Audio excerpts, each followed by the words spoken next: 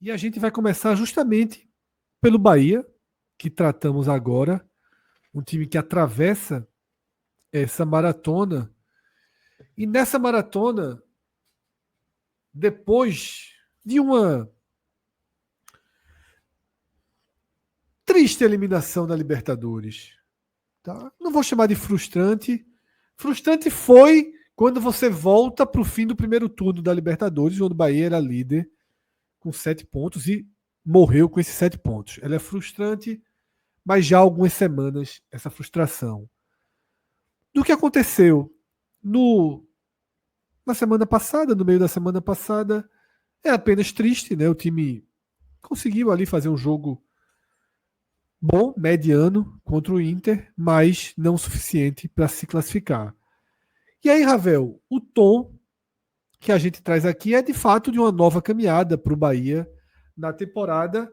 E eu sinto que essa nova caminhada ela tem o mesmo destino, o mesmo objetivo de 2024. Tá? Eu acho que o Bahia agora, nesse momento, é o sexto colocado do campeonato. Eu acho que o Bahia claramente tem como objetivo esse ano voltar para a Libertadores. Se for para a fase de grupos, missão mais do que cumprida. De novo, se for para as fases classificatórias, também consideraria missão cumprida mais uma vez. Já debatemos mais cedo sobre Sul-Americana. Eu, sendo Bahia, levaria 100% a sério. Copa do Brasil também. O Bahia está dando sorte, né, nos sorteios da Copa do Brasil. Vem fazendo a caminhada segura, tranquila na Copa do Brasil. E assim deve ser nas oitavas contra o Retrô. O objetivo da temporada, Ravel, é de fato estar de novo, viver de novo a Libertadores ano que vem, né? Com toda certeza, Fred. Vamos aos fatos, né? Primeiro, hoje o Bahia ocupa a sexta colocação do Campeonato Brasileiro. Nesse momento que a gente está gravando esse conteúdo, falta ainda um jogo entre Botafogo e Ceará. Se houver um vencedor nessa partida, Isso é automaticamente o a Bahia nossa vai próxima para. tela, inclusive. Perfeito. Cai para a sétima colocação. E nesse momento, Fred, de uma rodada ímpar, a gente vive aquela pequena distorção que a gente sempre faz também questão de destacar aqui no 45 minutos, que é quando um time tem uma quantidade superior de jogos em casa ou fora de casa, dependendo da disposição da tabela de cada um. E nesse momento o Bahia tem um jogo a mais em seus domínios. Essa pequena distorção mostra que normalmente você tem ali um equilíbrio, uma análise mais clara da situação dos times na tabela quando você equaciona aí os números de cada time dentro e fora de casa. Eu estou trazendo essa observação. Inclusive, voltei, Ravel, aqui para a tela da classificação, porque ali no final da tela da classificação, a gente tem em azul e laranja esse número de jogos em Essas casa e disposições, fora. né? Perfeito. Tem até distorções maiores, né? A do Bahia é 6-5, mas nesse momento a gente tem Ceará e Botafogo com distorções maiores. Mas pode seguir, Ravel. Exatamente. E tem times que vão carregar essa distorção até a volta do Mundial, né? Exemplo do Sport, por exemplo, que só volta a jogar depois do Mundial, como a gente já destacou aqui. E Então, fora de é um time casa. que tem, Seriam tem duas mais fora de tempo. casa. Inclusive, ele ficaria na distorção de 5-8, para você ter ideia. Mas o jogo do Pois Atlético é. será adiado, né? Exatamente. Então, essa distorção é importante a gente trazer porque ela acaba fazendo com que o time momentaneamente tenha um momento de alta ou de baixa, a depender da quantidade de jogos e do seu tipo de performance, né? Dentro ou fora de casa. O Bahia, por exemplo, é um time que ainda precisa pontuar mais na competição jogando longe de Salvador e na próxima rodada vai até Bragança Paulista enfrentar a grande sensação do momento no campeonato, que é o Red Bull Bragantino, que vem bem aí sobre o trabalho do Fernando Seabra, que vem bem e com uma partida a mais também jogando em casa. Então essa distorção, ó, veja só que curioso. O Red Bull vai chegar até a parada do Mundial com 7-5, né? Pelo que eu tô Exatamente. vendo aqui. E o 7-5, Bahia exatamente. vai equilibrar a sua campanha com 6 jogos em casa e 6 jogos fora de Salvador. Então eu estou trazendo essa observação para dizer que pode acontecer aí do Bahia momentaneamente ficar um pouco mais abaixo desse G6, mas historicamente, na média de pontuação que a gente tem hoje, atualmente, 2 pontos aqui que eu queria trazer para animar o torcedor do Bahia em relação a essa boa campanha que o tricolor baiano vem fazendo até o presente momento, Fred, é que o Bahia está dentro das expectativas e de projeção de pontuação para chegar mais uma vez, pelo menos ali a fase que a gente costuma chamar de pré-Libertadores, né? Tá Isso, dentro a gente dos vai hoje. trazer esses quadros todos, inclusive, tá, Ravel? Ótimo, maravilha. Então tá dentro dessa perspectiva, que é um ponto positivo.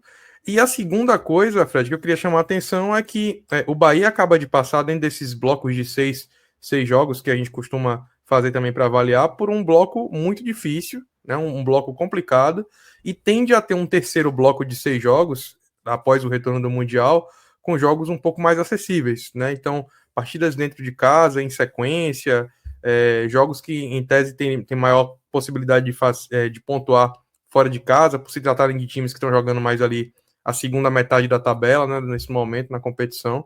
Então eu trago aqui essas observações para dizer que, de fato, o Bahia vive hoje, agora, uma nova caminhada, conseguiu lamber as feridas e se recuperar rapidamente dessa dolorida eliminação aí na Libertadores, respondendo rapidamente, não só vencendo o São Paulo, como jogando bem, sendo dominante em relação a um São Paulo, quebrando aí uma escrita incômoda também que já vinha de Rogério Ceni nunca ter conseguido vencer o tricolor paulista. O Bahia também já vinha há um bom tempo sem conseguir vencer o São Paulo, e agora consegue de uma vez por todas retomar aí um caminho de uma boa campanha no Brasileirão para poder focar nisso, no principal objetivo, que eu diria, que é se classificar novamente para jogar a edição de 2026, a Taça Libertadores da América, e também olhar com um olhar especial, atento, acho que é possível sim, Fred, entregar o seu melhor futebol na Sul-Americana e, obviamente, como a gente falou no conteúdo de mais cedo, quem quiser dar uma olhada no nosso feed, né, sobre as projeções do Bahia na Sul-Americana,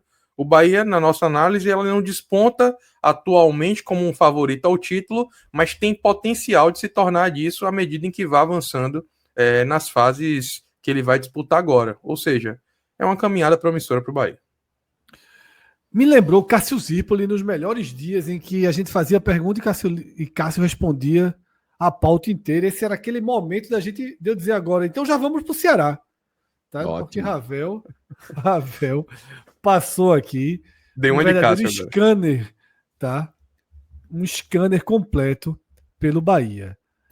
Então, mas Cássio, a gente viu vai... a diferença aí, né, Cássio? Se fosse contigo, era outro tom. Não, ele já tinha parado aqui no meio. Cássio, não é por aí. Caça, a gente não falta, tá aí ainda. Segura. Segura, isso é até diferente. Segura, Cássio. Veja, esse aí, a primeira vez... A primeira vez passa, que viu? fique registrado, que eu não reclamei não, viu? Que fique registrado, quem falou foi minhoca. Só para... Mas foi uma boa defesa. Seu advogado aí, cara, trabalhou bem e fez uma boa explanação, tá? Mas então, Ravel, que fique o aviso, tá? Até porque são 3 lives hoje, né, jovem? 3 lives hoje. Seguindo aqui, a gente vem para um dos primeiros pontos abordados por Ravel. O G6 do Bahia, ele depende de um empate na quarta-feira entre Botafogo e Ceará, tá? Mas aí, Ravel, eu trouxe uma luz para um outro cenário que eu achei interessante nesse momento. A gente tem, de forma muito clara, os times que disputam com o Bahia essas vagas na Libertadores. Seja a quarta colocação, a quinta colocação ou a oitava colocação, tá? Eu considero que esses times são... Eu não estou marcando aí o Botafogo, porque o Botafogo pode ultrapassar o Bahia na rodada. Botafogo e Ceará podem ultrapassar o Bahia. Eu estou colocando só os que o Bahia já tem uma vantagem estabelecida. O Bahia tem 1 ponto sobre o Atlético Mineiro, 3 pontos sobre o Corinthians, 3 pontos sobre o Grêmio. Ok, tudo aí na normalidade. Mas eu já acho que é relevante, até porque isso foi construído em um momento de foco dividido, não só do Bahia, mas desses 2 times. Eu já acho relevante o Bahia ter 6 pontos de vantagem sobre o São Paulo e 7 sobre o Inter, que são times que a gente também enxerga que tem como missão número 1 na temporada disputar a Libertadores. Eles ainda estão na Libertadores desse ano, tá? Mas eles têm essa missão na temporada. O Fortaleza, o Bahia já abriu 8 pontos, tá? Sobre o Fortaleza. Mas aí eu acho que o Fortaleza ele já saiu moralmente, tecnicamente, dessa briga. O Grêmio eu nem achava tanto, mas como já tem uma pontuação próxima, a gente está incluindo. Então, O Ravel, próprio CEO do Fortaleza tirou o Fortaleza da exatamente. briga. Você já acha que é um fator positivo da campanha você já ter aí uma distanciazinha sendo montada em cima de São Paulo e Inter? Foi assim que o Bahia chegou no passado. Eu acho que isso é importante lembrar. O Bahia abriu uma enorme distância e os adversários que a gente contava uma hora chega, não chegaram. O Inter chegou. Mas o Atlético Mineiro não chegou. O Corinthians não chegou. Né? Então, o Bahia conseguiu essa proteção e aí já recomeça a repetir o roteiro de 2024. O Bahia criou uma gordura no ano passado, uma proteção tão importante que quando chegou no momento onde a campanha meio que deu uma pifada, a turbina desligou ali, a proteção era tão grande que os adversários eles estavam se matando entre si e acabavam não conseguindo ultrapassar o Bahia, à exceção do Internacional que escalou no Brasileiro e do Corinthians que deu aquela arrancada final ali também muito importante. Mas o Bahia segue mais ou menos o mesmo caminho esse ano, Fred, com a diferença de que, assim como esses times que a gente chamou a atenção aí, principalmente São Paulo Internacional, o Bahia ele também jogou a Libertadores e conseguiu, ainda assim, proteger a sua campanha no Brasileirão de uma forma muito mais interessante, inteligente, do que esses dois clubes, que eu começo a análise por aí, porque chama muita atenção o fato de que Bahia Internacional, por exemplo, jogaram no mesmo grupo, a mesma competição. O Bahia esteve próximo de se classificar, de tomar essa vaga do Inter, esteve à frente do Inter em determinado momento da partida, foi um pequeno recorte, mas esteve à frente. E a gente poderia estar falando aqui agora de um Bahia classificado para a próxima fase na Libertadores e com 7 pontos de vantagem sobre esse Inter no Brasileirão. Então essa campanha do Bahia se defende em relação ao Inter por esse motivo. Eu vou de fato excluir aqui o Fortaleza, até por tudo que Marcelo Paes já disse. O São Paulo vem num ano muito complicado, acho que Minhoca pode até falar também um pouco sobre isso, mas as várias declarações que se falam sobre o time tentar esse ano ter uma folha mais enxuta, tentar sanear melhor o clube e por isso não deve ter grandes investimentos. Portanto, hoje eu vejo, por exemplo, o elenco do Bahia com mais potencial do que o elenco do São Paulo. A gente tem toda a confusão política e bagunça administrativa que tem vivido o Corinthians nesse momento, então uma arrancada como a que o Corinthians teve no ano passado, eu diria que é muito difícil de se repetir, dado o cenário de momento do Corinthians, né? Tudo que tem acontecido ali. E o Grêmio investiu e apostou em Mano Menezes, né? Começou a dar alguns bons resultados aí, mas muito envolvendo polêmicas de arbitragem. Teve o próprio jogo contra o Bahia, o jogo contra o Juventude também teve ali uma polêmica naquele pênalti ali, que para umas pessoas foram, para outras não foram. Mas o fato é que normalmente Mano Menezes conduz seus times ali para campanhas de permanência, sem jogar muito futebol, enfim. A proteção que o Bahia já consegue criar, Fred, em relação a esses times que, em tese, podem brigar pela mesma faixa de tabela dele, é muito interessante. Obviamente, você ainda tem ali um Atlético Mineiro, que está nessa briga direta também, onde a proteção é menor, mas eu vejo o Bahia começando um campeonato de uma maneira que gera muita expectativa de que, mais uma vez, ele esteja na Libertadores. A contrapartida aí é o Red Bull Bragantino, que veio para ficar nessa briga, o que parece, tá? Mirassol e Ceará, que estão nessa briga. Eu não sei se com fôlego para permanecer nela até o fim. Eu acho que o Bahia tem um motor muito mais forte do que o motor do Mirassol e do Ceará, mas é impressionante. A gente até já no programa passado destacou o poder do Mirassol nesse campeonato, que é um time que perdeu 2 jogos, o primeiro para o Cruzeiro por 2-1, perdendo um pênalti, poderia ter sido 2-2 o jogo, e o outro jogo para o Red Bull Bragantino levando um gol aos 50 do segundo tempo.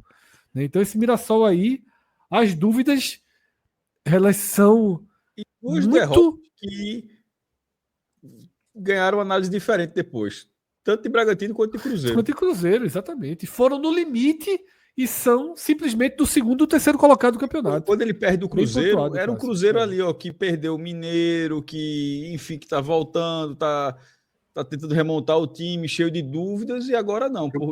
Crise com não é Dudu, né? Isso. Vários jogadores assim, meio questionados ainda. Gabigol não era titular.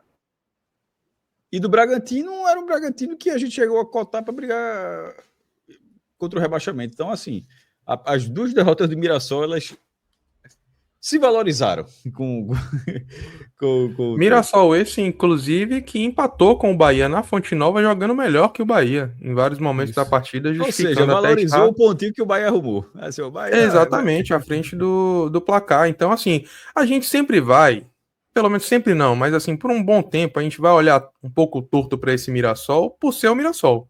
Mas a verdade é que eu até cheguei a fazer uma brincadeira Mas, assim, no não nosso dava clube pra de ser diferente, apoiadores aí Dragão. ontem, Não dava brincando, pra ser diferente. falando sobre isso, assim. Tipo assim, esse Mirassol, esse elenco do Mirassol, com a camisa do Sport. Eu dei o exemplo do Sport não pro seu Sport, mas pro seu time que tá hoje na lanterna da competição. Esses jogadores do Mirassol vestindo a camisa do Sport estariam com quantos pontos? É uma indagação que é pertinente, porque jogar sem a pressão, né, como o Mirassol joga, é um ponto importante. Mas só antes de passar a palavra para vocês aí, eu acho que a campanha do Fluminense também é algo a ser observado, porque eu não projetava o Fluminense tão bem nesse momento do campeonato como está agora. Renate Gaúcho, o meu monstro. Tem os times que ele nasceu para comandar, né? É isso. Vamos seguir então nossa análise aqui sobre o Bahia e a gente vai para mais um slide.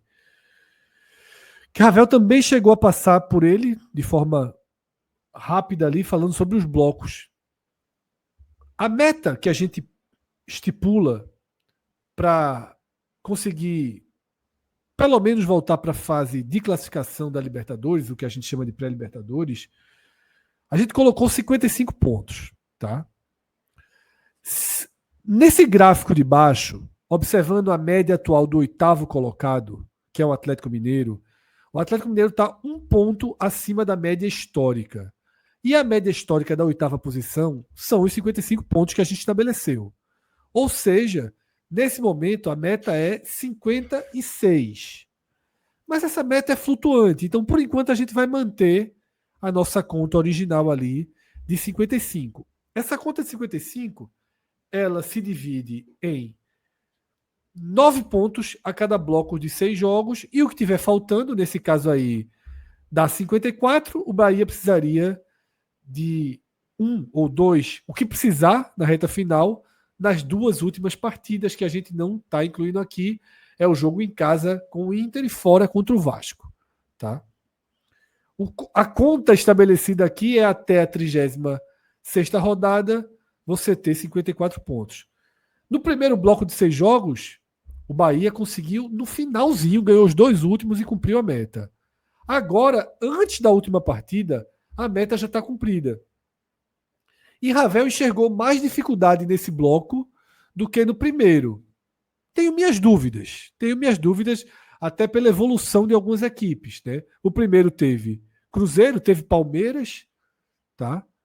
Esse Mirassol, que está diferente. E no segundo a gente viu aí alguns times que estão numa crise maior, o caso ali tá, de Vitória e Grêmio. Mas enfim, acho que são blocos de nível de dificuldade semelhantes. E que Ravel já trouxe esse cenário, então a gente já passou um pouco por isso, só destacar que nesse momento do campeonato a meta está 1 ponto acima. Ravel também jogou luz para o próximo bloco de 6 jogos, né, que é o bloco que tem Atlético Mineiro em casa, Fortaleza fora, Juventude em casa, Sport fora, 3 times da zona de rebaixamento na sequência, Fluminense em casa e Corinthians fora. Aí eu acho que realmente é um bloco que o Bahia pode passar dos 9 pontos, né? Pode pensar em ganhar aí uma pontuação acima. E seria um bloco ainda melhor, Fred, pelo que você falou aí, o jogo do Inter vai ser atrasado, né? Vai ser postergado, porque senão seria ainda mais um jogo em casa contra um time que está na parte de baixo da tabela nesse momento, priorizando outras competições, em detrimento do jogo do Corinthians, que tende a ser um jogo mais difícil. Então, seria um bloco ainda mais acessível se a gente fosse colocar o Inter na conta. Pedro Pereira, ele, autor do Power BI, ele já recoloca os jogos aí na sua ordem. Inter e Vasco ali, que são os 2 jogos que devem ser adiados. Exatamente, estão ali no final. Tá? Então a gente vai para mais um recorte aqui sobre o Bahia, só para mostrar que é a terceira melhor largada da história do Bahia nos pontos corridos, tá? 18 pontos, fica atrás apenas dos 21 do ano passado. Nesse momento, o Bahia do ano passado teve uma largada mais forte, tá? E também fica um ponto atrás da largada do Bahia de 2013, que não foi um final trágico, mas também não foi um final feliz. O Bahia foi perdendo força e terminou com 48 pontos, tá? E aqui, um pouco do que a gente já trouxe, mas observando a pontuação do Bahia no aspecto histórico, tá? Equipes que têm 10 pontos em 11 rodadas, a maioria consegue terminar entre os 8, tá? 52%, 12 de 23 equipes conseguiram terminar entre os 8, com detalhe que uma delas foi campeã, né? O Palmeiras de 2018 tinha os 18, eu falei 10 pontos, né, em 11 jogos, mas são 18 pontos, obviamente, em 11 jogos, tá? O Palmeiras foi campeão, e você tem um campeão, você tem o Inter, que foi vice, 3 quartos colocados, 3 quintos colocados, ou seja, pela história, a pontuação do Bahia tá suficiente para que siga a sua luta, né, que é voltar à Libertadores, como a gente falou. Alguém tem mais alguma observação sobre o Bahia antes da gente virar aqui a página? Eu mesmo, Fred, queria só dizer que, assim, até um pouco ainda relacionado ao slide anterior que você trouxe, até para fazer um paralelo, que você até, acho que usou felizmente, assim, a expressão de dizer que não foi frustração a eliminação da Libertadores, e eu concordo. Foi um baque, foi dolorosa a eliminação e tudo mais, não classificaria como frustrante. O que eu acho que pode ser frustrante, abre uma margem para interpretação, é o seguinte: eu vejo o Bahia desse ano, apesar de estar 3 pontos abaixo do Bahia do ano passado a essa altura do campeonato, mas eu vejo o Bahia desse ano com muito potencial de quebrar o seu recorde histórico de pontuação noturno, que é 31 pontos. Então eu vejo esse Bahia com muito mais potencial de fazer aí 14 ou mais pontos no primeiro turno do Campeonato Brasileiro. Então, pessoalmente, ficaria frustrado se isso não acontecer, dadas as projeções de tabela que a gente acabou de fazer aqui. Vejo no Bahia a possibilidade, sim, de chegar aí a pelo menos 14 pontos e consolidar uma boa campanha no primeiro turno e torcer para que, diferente das outras boas campanhas de primeiro turno, que o Bahia tenha um segundo turno mais estável, mais constante, para que essa campanha não resulte ali num comodismo que normalmente faz com que o Bahia não consiga alcançar voos maiores do que aquilo que se projeta quando ele termina ali aquela primeira metade da competição bem posicionado, com potencial de pontuação interessante. Ano passado, por exemplo, esse declínio ele começa com 2 jogos acessíveis em casa, né, contra Cuiabá e Corinthians, que fique a lição, o exemplo do próprio Bahia para que esse ano ele consiga ter uma campanha mais estabilizada e alcançando aquilo que a gente vê com potencial de alcance. Perfeito, Ravel.